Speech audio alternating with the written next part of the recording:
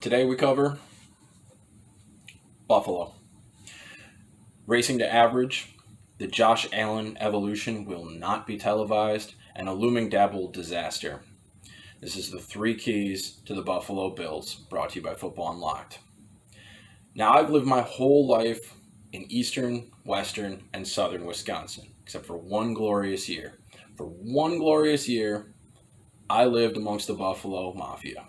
And I love you, Nacho Libre table smashers. You're a rabid fan base who deserves great things. And I'm sorry about what I'm about to say. When Sean McDermott was hired as the coach, I told my good friend Buffalo, give it 3 years. 3 years and he will be fired. Now, this isn't because Sean McDermott is a bad coach. He's actually a very good coach, very good defensive coordinator. But he is family, faith, and football. He's a nose-to-the-grindstone coach. Get better every day.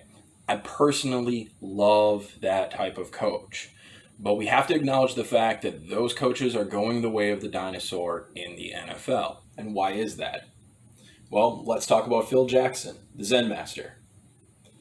Phil Jackson's a great coach. Sean McDermott is a great coach.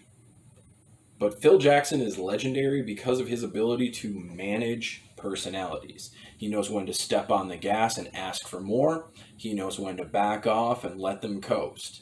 He keeps them in line. He keeps them together. McDermott steps on the gas and leaves it on. He cranks this thing up to an 11, and that's what he expects, demands every single week. And that type of a message will work if your team is full of a slew of professionals and tough players. And that's exactly what Buffalo has done. And they have overpaid to get them. And unfortunately, once they're done overpaying for these players, the cap genius Bean, as I so hear, makes it even worse by using a strategy that I call cash out management. Now, cash out management, it's a brilliant idea on how to run a business. It is a terrible idea on how to build a football team. And the reason for this is, let's say I give somebody a $40 million contract. If I'm using cash out, my first year, I want to spend $10 million or the same amount of money I use over the life of the contract. But that factors in the prorated guaranteed money. So I'm going to give this $40 million player $20 million guaranteed. $8 million of that 20 is going to be a prorated signing bonus. Now, to keep the first year of the contract at $10 million, I'm only giving that player a $2 million base in year one. $10 million cash out. But what that does is that counts the player against the cap for $4 million in their first year, leaving 12, 12, 12 for the last 3 years of the deal. This is great from a business perspective. This is good because you leave the carrot in front of the player. You make them have to earn their contract because they want to stay on the team for the big base salaries down the road. But from a value perspective, this bites you in the tail. If you push the money down the road, you're losing your chance at value. As the salary cap increases, and if you had a normal deal that would have $16 million cash out year one and $8 million bases, that would be $10 million against the cap. That $2 million difference adds up over and over and over. You only need to do that 10 times to prevent you from adding an elite player. You only have to do that 5 times to remove a very good, very, very good guard from your team. I'm a big dork. I've studied this for 15 years. Deep dive studied this for 15 years. And I'm telling you, this does not work. If you want to look at teams who do this, look at Daniel Snyder with the Washington football team. Every time I see this strategy, the team is racing to average. If they do it well, they are racing to average. But all these lost value opportunities add up to a point, whereas the vets that you've acquired, a group of them very quickly, get into the later years of their contracts and hold those high cap hold numbers.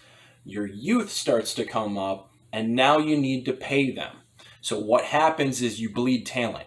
You cut Peter to pay Paul, and you run into a concrete reinforced ceiling called the salary cap. You plunge yourself into cap hell doing this. And this chokes off your ascent. You get to average real quick, but then you're dead in the water. So I hope you like what you see out of the 2020 Buffalo Bills, because folks, you're right at it. This is it. This is the point where you plateau. You've heard the saying, fortune favors the bold. Well, the salary cap favors teams that spend now. Guaranteed money being spent up as quickly in a contract as possible, front-loading deals consistently has been the path that has led to success. So when I hear that Brandon Beane is being called a salary cap wizard, I just shake my head. And I say, folks, you have an accountant running a business for an owner that is cheap. Your owner cares more about his wallet than winning. Why pay someone today when I can push it down the road and pay them later? And yet, this flawed strategy may be the best thing that ever happened to Coach McDermott, because he's not going to lose this locker room. You are going to have your professional, tough guys chasing their contract until the day their contract is up. Remember, divas are not welcome here. And this locker room is not for the faint of heart. And that's going to come with positives, and that's going to come with negatives. And the positives are, you have a lunch pail team. They are going to show up as solid as a rock every single week. Other teams, my Packers, they ebb and flow. Sometimes they're sharp and they look like they can beat anybody, and then the blade starts getting duller and duller until they show up in LA and get thumped by the Chargers. That doesn't happen to Buffalo. Buffalo is a rock every single week. And if they play a bad team, that bad team's going to lose. And if they play a good team, that good team is going to be in for a fight. And if you think you can roll your helmets out against the Buffalo Bills, they will show you that you can't. And that's something to be proud of. The Buffalo Bills fan base can be very proud of their team. But let's talk about goals. Is your goal to see a football team who plays consistently solid football, who avoids $6 tickets at Orchard Park in December? Or is your goal to hang banners and kiss trophies? I hope it's the former, because this is not the path to the latter. It's easy to be a 6-10 team. It is hard to be a 9-7 team. It is extremely hard to climb the ladder to Super Bowl contender. It takes elite talent. And if you look at the Buffalo roster, while it may be one of the deepest rosters in the entire league, it severely lacks players who can take over a game and turn a loss into a win. Trey White, Mitch Morse, and Stephon Diggs are very good. Those are the three. Everyone else falls between average and good. Teams constructed like this, they don't kiss trophies. They don't hang banners. They don't win divisions. They don't win playoff games. Because when a good team is put up against a good team and they're both in a win or go home situation, stars tilt the battle.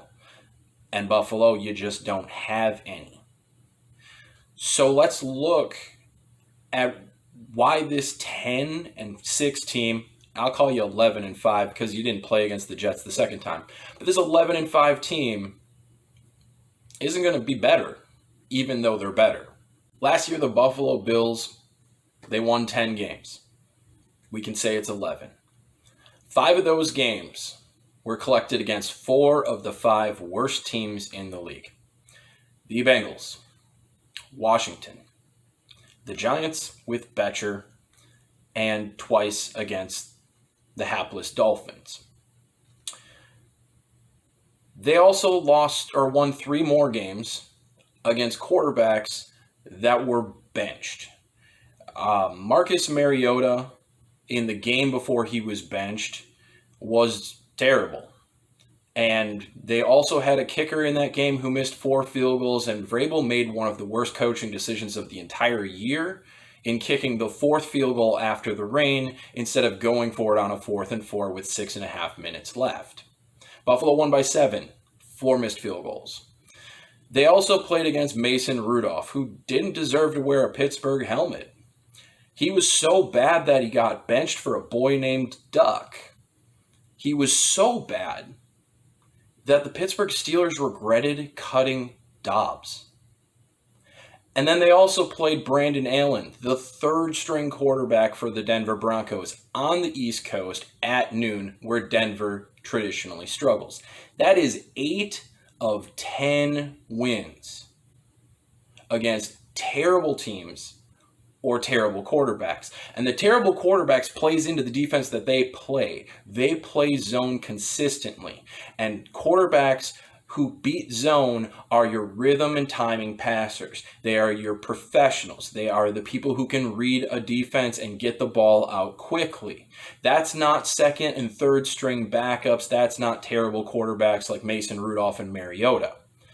The best 2 quarterbacks that Buffalo beat last year were Dak Prescott, and the Dallas Cowboys at that time were completely off the rails. Don't believe me?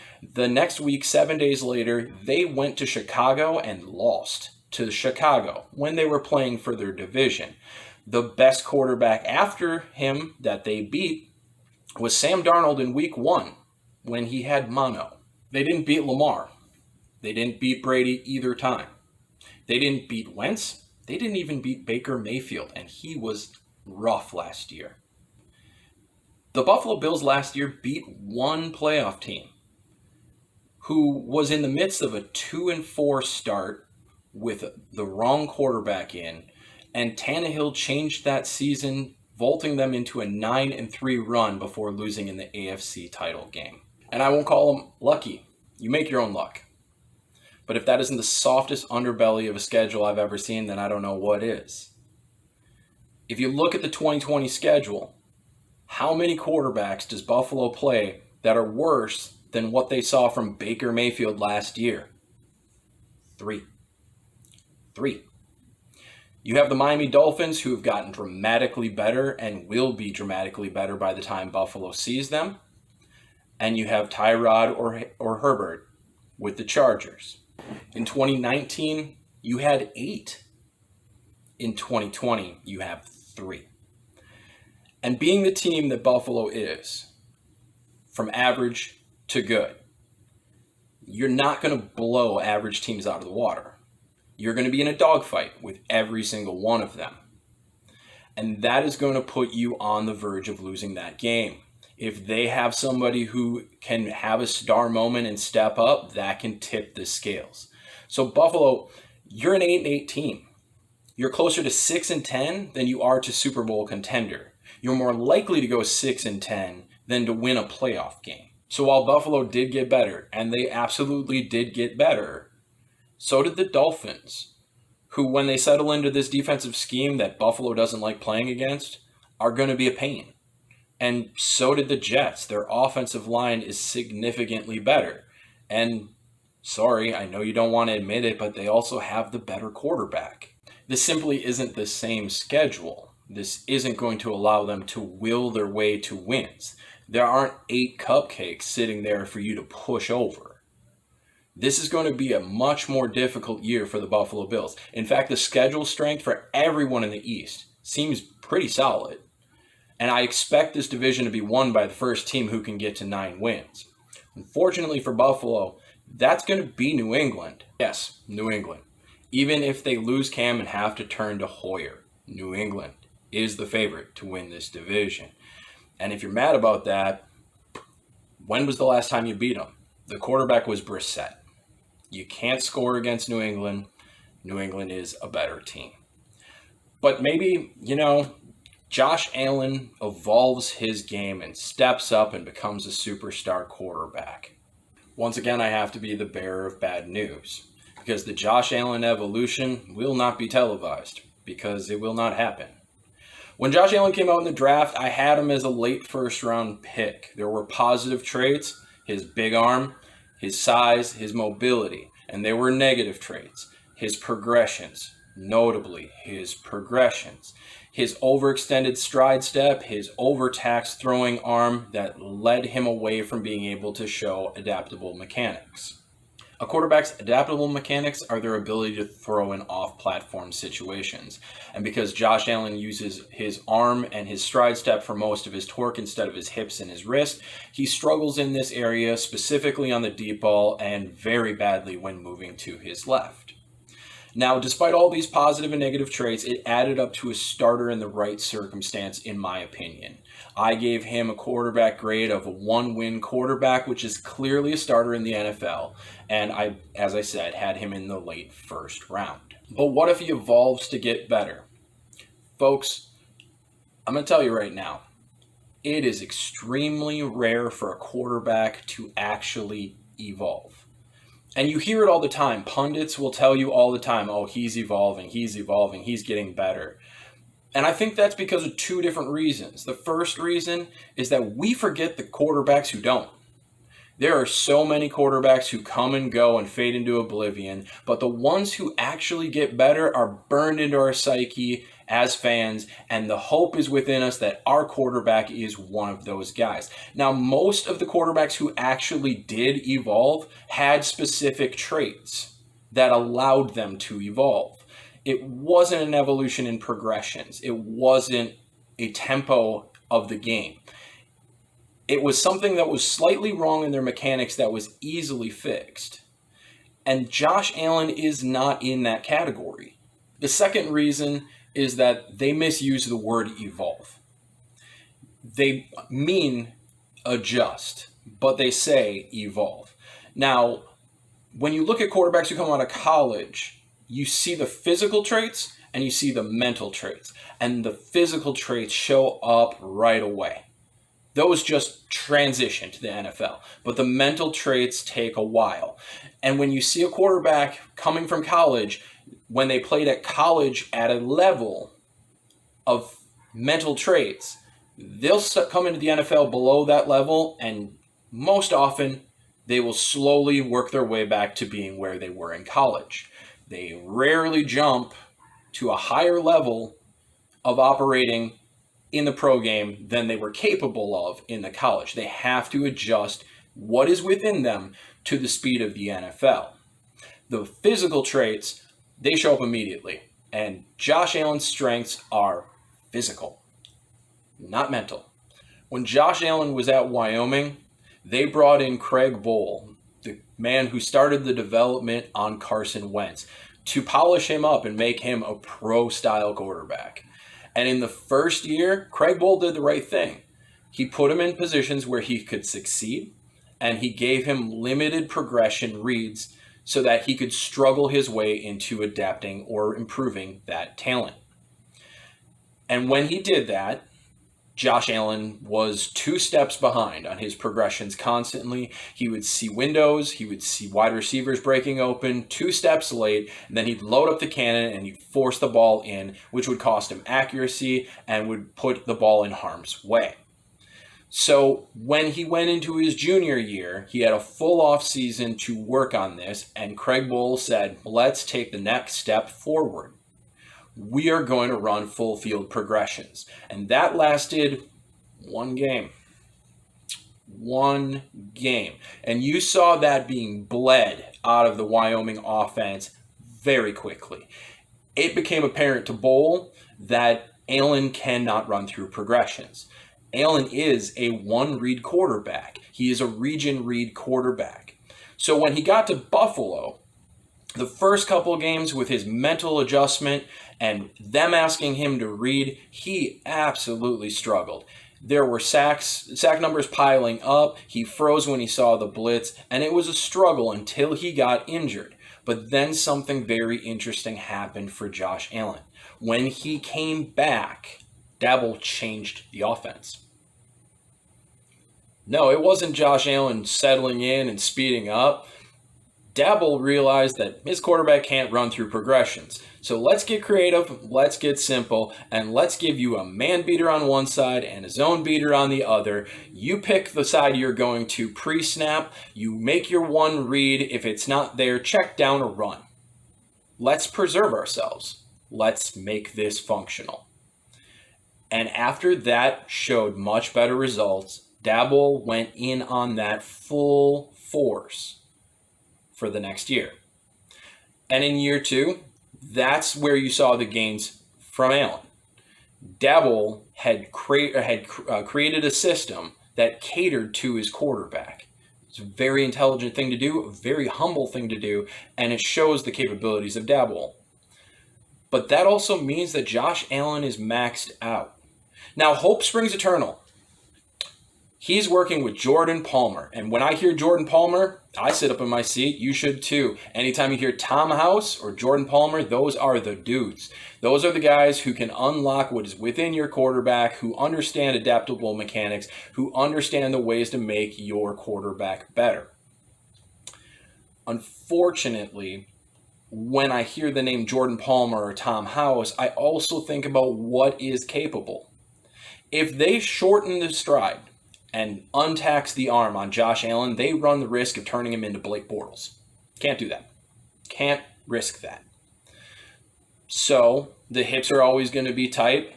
The adaptable mechanics are always going to have issues. What way could I help Josh Allen? Well, I would use or teach him to untax his arm specifically on the deep ball.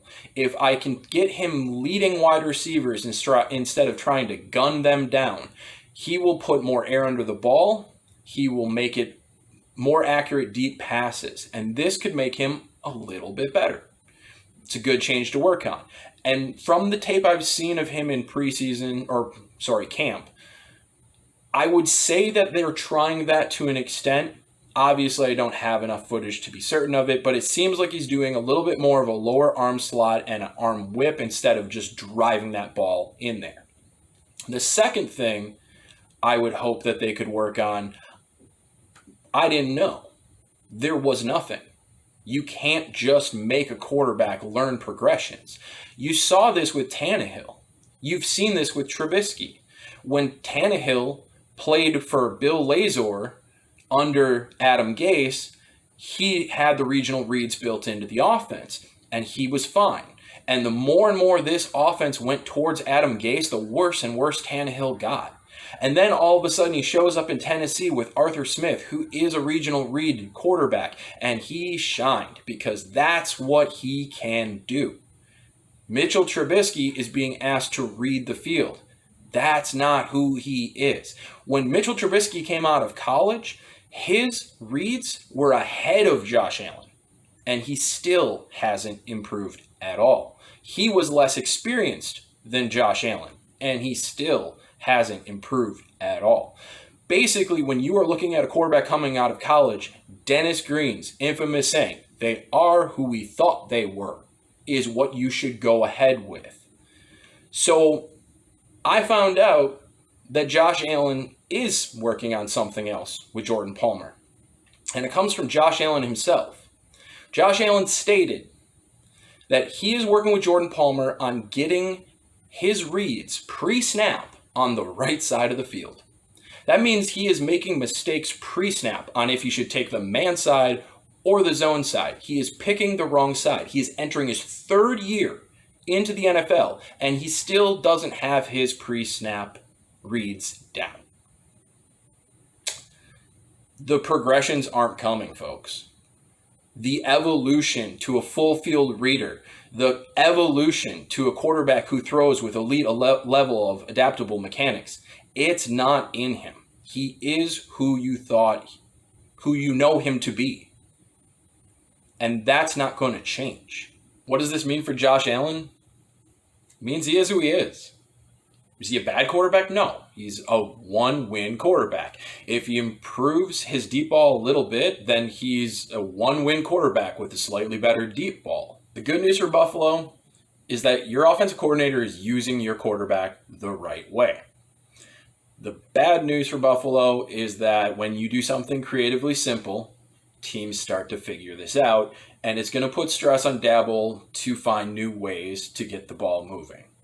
And if you don't believe me about these progressions, please turn on Josh Allen's highlights. Watch him stare down the one wide receiver he's about to throw to. You might be lucky and catch one of the rare glimpses of him doing a head flick that may pause a DB for a millisecond just to gain some space, but he's staring down his target. And as teams realize that, they're going to close that off a little bit, and they're going to make this more difficult. Which brings us to our final key, and a riddle. You know what I call an offensive coordinator who's able to bend his system to maximize his quarterback? A head coach. And if Buffalo loses Daboll, this could go sideways fast. Real fast. You're going to want to watch for somebody in the pipeline getting the job. You're going to want to hope that Nagy gets fired and Bill Lazor is available. You're going to want to hope that you don't hear your offensive coordinator talk about dynamic progressions or pro style as buzzwords, because if he does that, that is not who your quarterback is. And if you want to see what that looks like, turn on a Chicago Bears game from last season.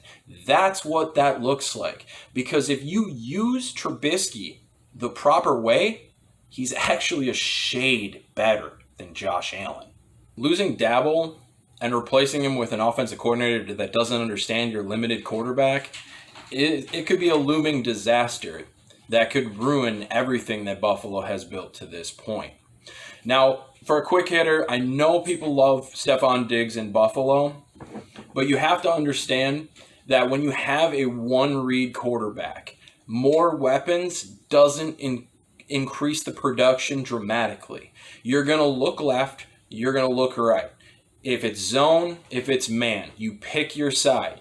And if Stephon Diggs hated the preference Cousins had for Thielen, he is going to lose his mind when Josh Allen looks to the zone side and he breaks clean open on the man side.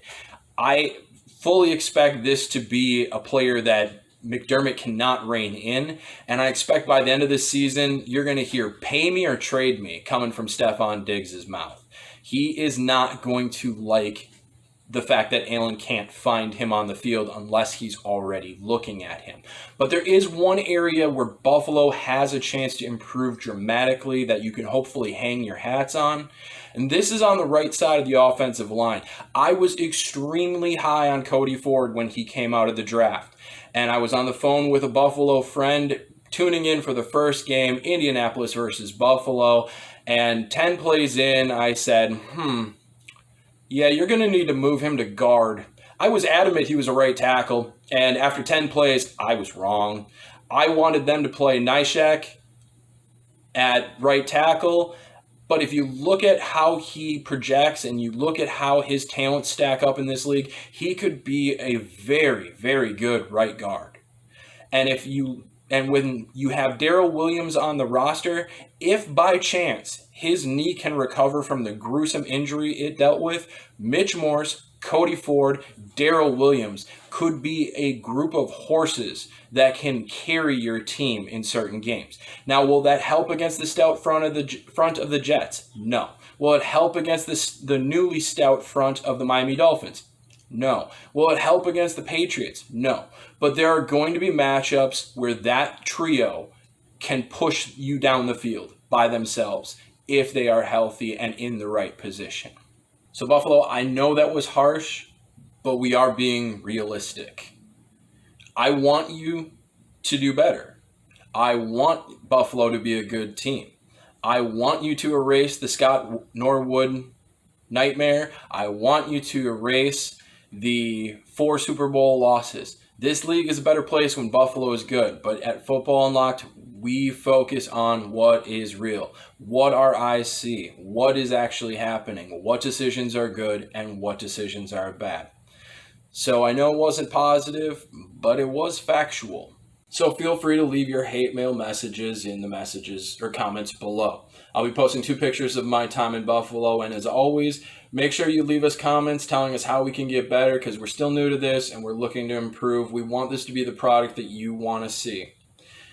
Make sure you go down and subscribe and hit the like button, because the algorithm likes that, and ring the bell as well, so that when our next video comes out, and it'll be out very shortly, you get that one as well. As always, love you guys. We need you. Stay strong, and I'll see you on the other side.